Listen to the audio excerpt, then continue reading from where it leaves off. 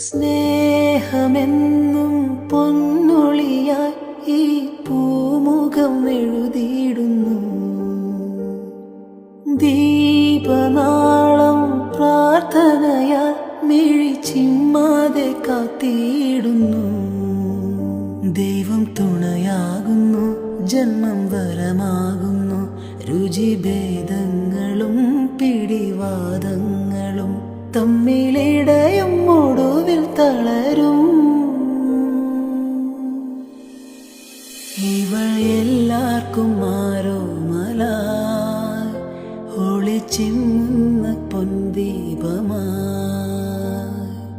അനിയത്തിപ്രാവിന് പ്രിയരിവർ നൽകും ചെറുതരി സുഖമുള്ള നോ